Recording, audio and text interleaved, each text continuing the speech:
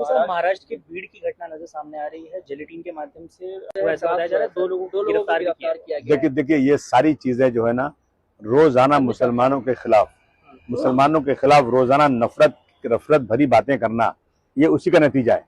रोजाना इस तरह से अब एक औरंगजेब रहमतुल्लाह अलैह के खिलाफ बात चली तो मुसलमानों को उसमें टारगेट कर रहे हैं। उसमें जो है अभी नमाज के लिए है, मस्जिद में घुस के मारेंगे मुसलमान, जो है पाकिस्तान जिंदाबाद बोलता है। ये सारी चीजें झूठ है, बिल्कुल झूठ।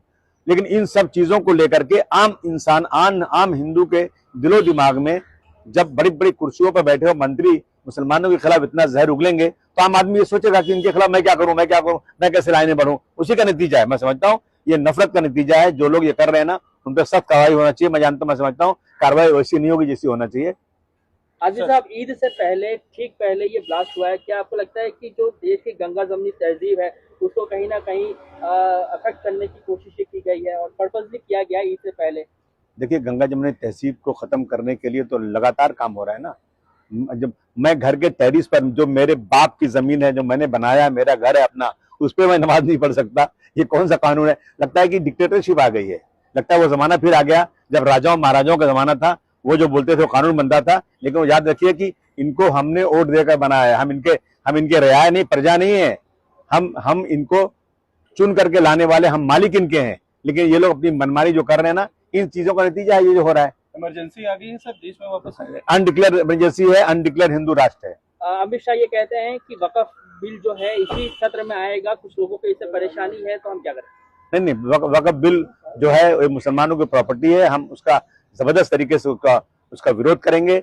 और जो लोग मुसलमानों को वोट लेकर चुन कर आए हुए हैं वो लोग भी याद रखें कि अगर उन्होंने इस वक्त बिल पर सपोर्ट किया तो आइंदा उनको एक वोट भी नहीं मिलेगा। हम पूरे देश में हम लोग जाकर के उनके खिलाफ जो है एक अभियान चलाएंगे कि ये लोग भी मुसलमानों को वोट लेकर मुसलमानों से दुश्मनी कर रहे हैं। सलमान खान सर एक वॉच उन्होंने पहनी है जो भगवान राम के मंदिर के साथ साथ उनकी तस्वीरों के साथ वो स्पेशल एडिशन वॉच है। उसको लेकर मौलाना बरेलवी जो है उन्होंने कहा है कि ये शरीयत के खिलाफ है, शरीयत फॉलो करना चाहिए सलमान को। इस तरीके की घड़ी पहनना शोभा नहीं देता है कि इस्लामिक आदमी को। क्या कहें? मैं समझता हूँ इस पर बोलना बंद कर देना चाहिए अब, क्योंकि अब जो है जिसकी जो मर्जी हो कर ले। कोई मंदिर में जाके पूजा भी कर रहा है, कोई मुसलमान होकर के हिंदू लड़की से शादी करके उसको हिंदू ही रख रहा है। शरीयत के खिलाफ है लेकिन कर रहा है।